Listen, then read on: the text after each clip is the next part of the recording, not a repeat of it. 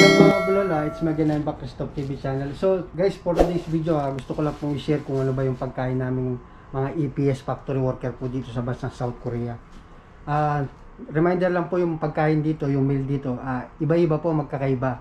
Meron pong dinideliver sa Gongjang kung malayo kayo sa Sikdang, at meron din naman po mismong kayo ang pumupunta sa canteen po dito, which is yung po yung Sikdang na tinatawag nila. And then ano po yung klaseng meal na kinakain namin dito, gaano kadami, at yung iba pa ulit-ulit na lang po, yung iba talaga literal na nagre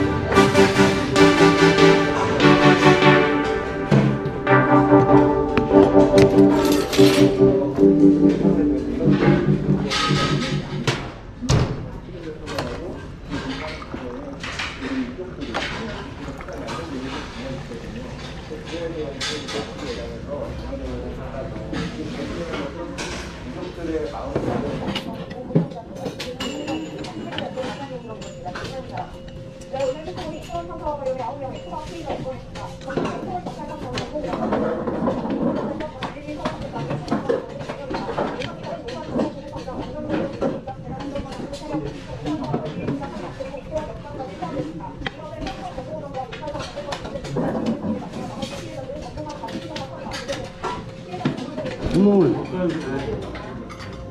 길이는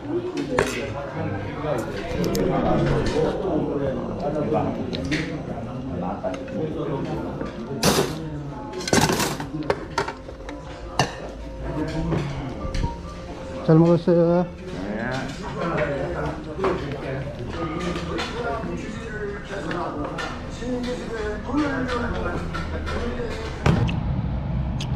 So yan guys, tapos lang namin kumain. May pa-orange pa si Adjuma. So yan guys, napakita ko sa inyo kung ano klase yung Sikdang namin dito, yung pinagkakainan. So yun lang guys, magpapahinga muna tayo, matutulog, at sasabak na naman mamaya. Isang oras yung pahinga namin, matutulog. So see you again on my next video guys. Sana kahit pa paano may natutunan na naman kayo sa video ni Christoph TV channel. Bye-bye. Ay, siya nga pala guys, maraming salamat pala sa mga bagong nag-follow sa akin at nag-subscribe sa aking YouTube channel. At sa mga magsusubscribe pa, bulol talaga. At sa mga magsusubscribe pa at saka sa mga magpa-follow po sa aking FB page. Maraming salamat mga ka-EPS. God bless po sa inyo lahat.